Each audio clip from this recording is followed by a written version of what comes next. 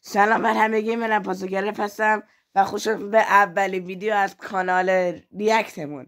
قراره تو این کانال کلا یه عالم ویدیوهای مختلف یوتیوب مخصوصا شورت ویدیوهاشو نگاه کنیم و بهشون ریاکت کنیم.